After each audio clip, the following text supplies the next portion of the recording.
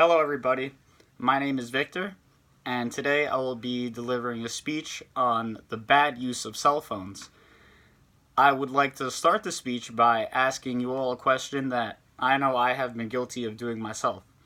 So let's say you're at home, you're doing nothing, you're on your phone, and you might have had some notifications on your home screen prior, letting you know that you received a message through Facebook Messenger.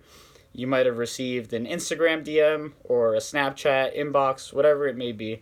But we're using our phones for social media. Once we check all of our notifications, we double tap the home button on our iPhones, we scroll up, we close out all of the applications, and then 2 minutes later, you're sitting there, you take your phone back out, and you open up all the same exact social media platforms that you were just on. Now, for my non-iPhone users, I'm sure that there's a way to also close out all your applications, but the moral of the question really was, you check everything, you just scroll through all the social media applications, you close out of them, and then not too much later, you feel the urge or you feel the need to go back on your phone and pointlessly scroll through the things that you just checked after you close out all your applications. Now, I know I'm guilty of doing this myself, which is why I was actually passionate and happy that I got to write a speech about this, because it's a topic that I want to work on, and a lot of people don't actually realize the consequences that come behind using your phone so much for the wrong reasons. So as I was doing more research on the topic, I came across an article in the New York Times where they were conducting some studies, and they found that people actually check their smartphones 150 times a day or every 6 minutes. Now, if you think about it, and there's only 24 hours a day, you try to get that 8 hours of sleep, checking your phone every 6 minutes does add up to be a lot throughout the day. And the point of this is we're usually not using our phones for the right reasons. We're usually on social media just aimlessly scrolling through. And while social media should be a more powerful platform, people don't really realize the consequences that come behind using your phone so much for social media. Now, as I was doing more research on this topic, I came across an article on Time magazine, which actually conducted 4 studies in the US and the UK. It was a large sample size, and they found that the people who had the healthiest mental health, that were in the best state of mind, actually used their phones for digital media use or social media purposes only 30 minutes to 2 hours per day. These people had the best mental health situations. Now, the people that spent more time on their phones actually had double the amount of bad thoughts. They were in a worse mental health space, higher rates of depression, higher rates of feeling overall sadness, and this overwhelming feeling of worthlessness for no reason.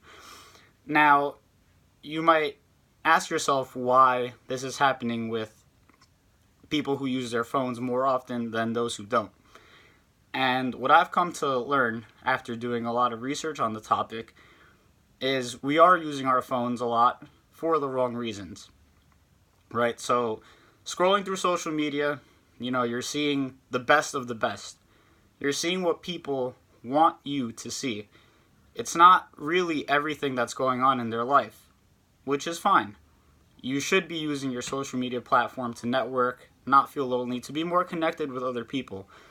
But the problem that we run into, think about older times when our grandparents, great-grandparents were younger.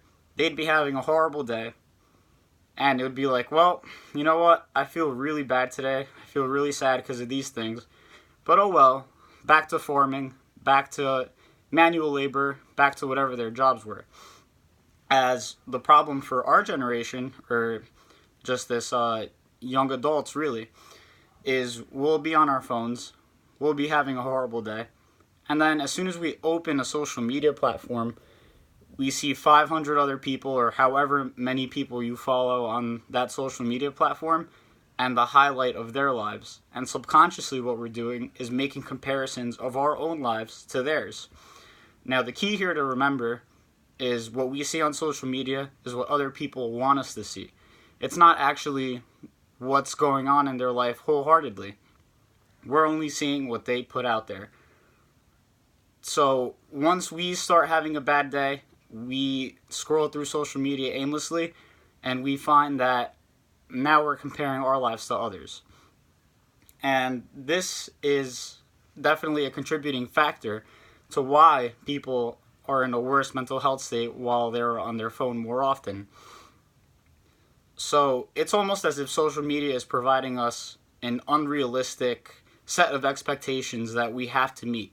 You know, you're seeing the best of the best summer bodies that are being promoted, the best of the best products, and it's almost like we feel so mediocre if we don't have the best of the best or whatever what other people have, which is also known as the Jones effect. You know, when you don't have everyone wants what everybody else has.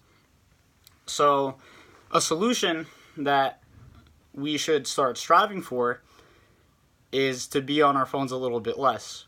Now, some simple things that you could start with are making small changes in your life. For example, when you're at a dinner table, when you're out to lunch, breakfast, whatever it is, connect more with people. You know, put the phone away. A lot of people you'll see now put their phone out right in front of them on the dinner table, facing up. Or when they're in a meeting, they take their phone out of their pocket and they leave it there facing up because whatever notifications you're getting are so urgent that you can't devote the time to connect with the people that you're with. You have to have all your attention on the phone and that little notification center that's on your lock screen. So it's almost as if when we're on our phones, a lot of the time it's also indoors, and we're forgetting what really, really matters in life, which is the people, you know, everything around us. Like on a nice summer day, instead of going out and appreciating what's really out there, we're kind of just locked in on our phones and always finding ourselves actually like comparing ourselves to others. So these small changes might be using your phone for absolutely necessary reasons. GPS, if you're expecting a phone call from a family member. I know I like to use my phone for reading news articles. A lot of people like having ebooks and being able to read while they're going to work, you know, catching up. For example, if you work in finance, a lot of people love to read the Wall Street Journal and keep up with the latest finance news, which is great. But when we're aimlessly on our phones, when we're scrolling through, we find ourselves really making these comparisons to others and not using our phones for the right reasons, when these social media platforms should be great. You know, in a day of age where everyone has connections to others, we've never felt lonelier than ever before. You know, imagine a world where what we're living in today, everyone has this freedom of speech and everyone has the ability to voice their opinion on social media. And at the same time, we become so offended when someone doesn't agree with our same viewpoints. We become so hurt when someone doesn't agree with us. So we're supposed to feel more connected, and instead everyone's feeling more lonely. So guys, if we do not change this, if we do not be on our phones a little less, all these statistics of us being on our phones every 6 minutes will only continue to rise. The suicide and like the mental health rates that you have seen consistently going up will only consistently continue to rise. So start by making smaller changes. Use your phone when it's absolutely necessary or for work purposes, and I promise you, you'll start to live a better life, a happier life. Thank you everyone for allowing me to speak today. Everyone have a good day.